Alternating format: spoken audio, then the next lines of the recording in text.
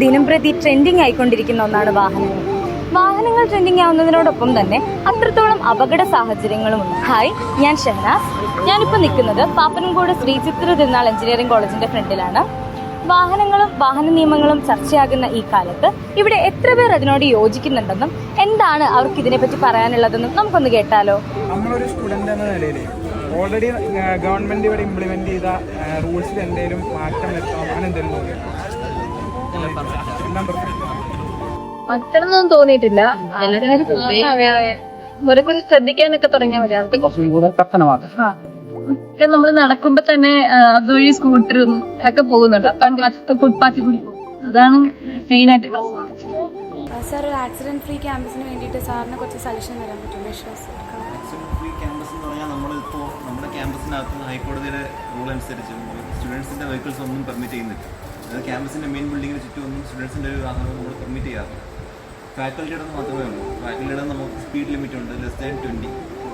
അപ്പോൾ ആ രീതിയിൽ വന്ന് നമുക്ക് ജസ്റ്റ് പാർക്ക് ചെയ്തിട്ട് പോകാം. ഇതിനകത്തൊരു പ്രത്യേകിച്ച് നമ്മുടെ ക്യാമ്പസിനകത്ത് അധികം റോഡും ഇല്ല, സ്ഥലവും ഇല്ലാത്തൊരു ക്യാമ്പസാണ്. അതുകൊണ്ട് തന്നെ നമുക്ക് അങ്ങനെ ഒരു ചാൻസേ ഇല്ല. ഇതുപോലുള്ള അവയർനെസ് ക്ലാസ്സുകളും മറ്റും കൂടുതൽ കൊടുത്തുകൊണ്ട് അവരെ ബോധവൽക്കരിച്ചുകൊണ്ട് കൊണ്ടുപോയാൽ നല്ലതാകും. അതുപോലെ വിദ്യാഭ്യാസ സ്ഥാപനങ്ങളിൽ നമ്മുടെ പോലുള്ള കോളേജുകളിലും സ്കൂളുകളുമൊക്കെ ഇതുപോലെയുള്ള പ്രോഗ്രാമുകൾ നൽകി ബോധവൽക്കരണം നടത്തുന്നത് തീർച്ചയായിട്ടും നല്ലൊരു നിർദ്ദേശം തന്നെയാണ്. പിന്നെ ഇപ്പോൾ നമ്മുടെ ക്യാമ്പസിലാണെങ്കിലും പകുതി കുട്ടികളിലും വരുന്നത് മോട്ടോർ സൈക്കിളിലാണ്. അപ്പോൾ അവർക്കൊരു അടിസ്ഥാനമായിട്ട് വേണ്ടത് ഒരു ഹെൽമെറ്റ് വെക്കാനുള്ളൊരു സൗകര്യമാണ്. ഇപ്പോൾ നമുക്കിവിടെ നിലവിലില്ല. നമ്മുടെ കോളേജിലാണെങ്കിലും വരുന്ന കുട്ടികളെല്ലാം നിലത്താണ്, കയറി വരുമ്പോൾ തന്നെ റൈറ്റ് സൈഡിലെ നിലത്താണ് എല്ലാവരും ഹെൽമെറ്റ് വെക്കുന്നത്. അപ്പോൾ നമുക്കത് പ്രാവർത്തികമാക്കി ഒരു എന്തെങ്കിലും ശ്രമിക്കാവുന്നതാണ്. നമ്മുടെ PTA ഒരു ആഭിമുഖ്യത്തിൽ നമുക്ക് ഹെൽമെറ്റ് വെക്കുന്നതിന് വേണ്ടി കയറി വരുമ്പോൾ തന്നെ ഒരു സ്റ്റാൻഡ് വെക്കുന്നതിനുള്ളൊരു അപാകത കൊണ്ടാണ് ഒരു പക്ഷേ അത് ചെയ്യാതിരിക്കുന്നത്. നമുക്ക് തീർച്ചയായിട്ടും പരിഗണിക്കാവുന്ന ഒരു നിർദ്ദേശം. ഇത് നന്നാക്കാൻ വേണ്ടിയിട്ടുള്ള എന്താ കൂടുതൽ സജഷൻസ്? അങ്ങനെ സജഷൻസ് എന്ന് പറയുമ്പോൾ ഒരു പ്രാവശ്യം ചെയ്യുമ്പോൾ തന്നെ മാക്സിമം അതിൽ നിന്ന് എത്രത്തോളം പൈസ ചെയ്യുന്നവർ തന്നെ എടുക്കാമെന്നാണ് നോക്കുന്നത്. അപ്പോൾ അങ്ങനെയൊന്നും വഹിക്കാതെ റോഡ് നല്ല രീതിക്ക് ചെയ്യാൻ പറ്റും എന്നാണ് എൻ്റെ ഒരു അഭിപ്രായം. ചെയ്യാൻ പറ്റും, പക്ഷേ മാക്സിമം അതിൽ നിന്ന് എങ്ങനെ പൈസ അടിക്കാം എന്നാണ് ചെയ്യുന്നവർ നോക്കുന്നത്.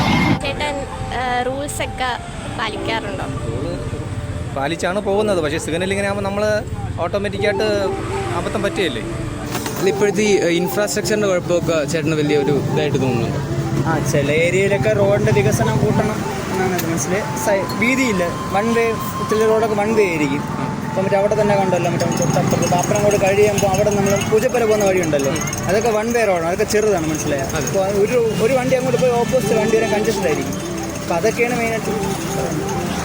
ഇപ്പോൾ പുതിയൊരു റൂൾ വന്നിട്ടുണ്ടല്ലോ, അതായത് സീബ്ര ക്രോസിങ്ങിനോട് ലൈൻ ഫോളോ ചെയ്തില്ലെങ്കിൽ ഫൈൻ അടക്കണം എന്ന് പറയുന്നത്. അതിനെക്കുറിച്ച് എന്താണ് ഒപ്പീനിയൻ? അതൊരു കൊണ്ടുവന്നിട്ടൊരു കാര്യമുണ്ട്, റീസൺ ഉണ്ട്. അത് കൊണ്ടുവരണം. അല്ലാതെ ഇപ്പം ഈ സീബ്ര ക്രോസിംഗ് എല്ലാം ക്രോസ് ചെയ്യുകയാണെങ്കിൽ ഇപ്പോൾ ആൾക്കാർ നോട്ടീസ് ചെയ്യില്ല. ഇപ്പോൾ വരുന്ന സ്പീഡിലെടുത്ത് ചാടുകയും ചെയ്താൽ ഇപ്പം എത്ര സ്പീഡിൽ വന്നാൽ പോലും എടുത്ത് ചാടും, ബ്രേക്ക് പിടിച്ച് എന്തെങ്കിലും വണ്ടി ഇടിക്കും.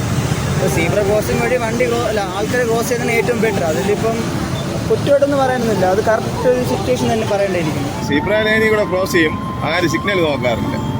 സിഗ്നൽ റെഡ് ലൈറ്റ് നോക്കി ആരും ക്രോസ് ചെയ്യാറില്ല. അപ്പോൾ ഈ ആളുകൾക്ക് ക്രോസ് ചെയ്യാൻ എപ്പോഴും പച്ച ഗ്രീൻ ലൈറ്റ് കത്തുമ്പോഴാണ് ആളുകൾക്ക് ക്രോസ് ചെയ്യാൻ പറ്റുന്നത്. പക്ഷെ ആരും ഗ്രീൻ ലൈറ്റ് നോക്കാറില്ല. അവിടെ ഒരു 5 മിനിറ്റ് അവിടെ നിന്ന് അറിയാൻ പറ്റും. നമ്മൾ പറയണ ആരും കേൾക്കാറില്ല. അവർ ബസ്സിൻ്റെ ബോർഡ് നോക്കും, അങ്ങ് ഒരു പോകും.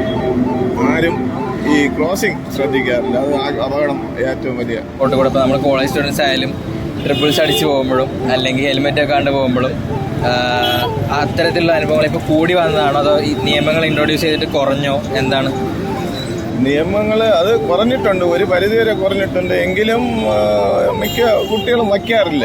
വച്ചാലും ഈ ചിൻ സ്ട്രാപ്പ് എപ്പോഴും നമ്മൾ ഹെൽമെറ്റ് വയ്ക്കുമ്പോൾ ചിൻ സ്ട്രാപ്പ് ഇട്ട് വണ്ടി ഓടിക്കാവും. ചിൻ സ്ട്രാപ്പ് ഇട്ടില്ലെങ്കിൽ ഹെൽമെറ്റ് നമ്മൾ പെട്ടെന്ന് വണ്ടി തട്ടി അപകടം എന്ന് റോഡിൽ വീഴുന്നാലും ഹെൽമെറ്റ് പെട്ടെന്ന് തെറിച്ചു പോകും. ചിൻ സ്ട്രാപ്പ് ഉണ്ടെങ്കിൽ ഒരു പരിധിവരെ അത് നമ്മളെ തലയിൽ തന്നെ ഇരിക്കും. അപ്പോൾ എപ്പോഴും ചിൻ സ്ട്രാപ്പ് ഇട്ടേ വണ്ടി ഓടിക്കാവും ഹെൽമെറ്റ് വെച്ച്. ട്രെൻഡിങ് വാഹനങ്ങൾ തിരയുന്ന അല്ലെങ്കിൽ സ്വന്തമാക്കാൻ ആഗ്രഹിക്കുന്ന നമുക്ക് എന്തുകൊണ്ട് ട്രെൻഡിങ് നിയമങ്ങൾ പാലിക്കാൻ കഴിയുന്നില്ല? അതിനായിട്ട് പറയാനുള്ളത് റോഡ് നിയമങ്ങൾ പാലിക്കുക, ഹെൽമെറ്റ് വെച്ച് വാഹനം ഓടിക്കുക, സിഗ്നൽ ലൈറ്റ് നോക്കി വാഹനം ഓടിക്കുക.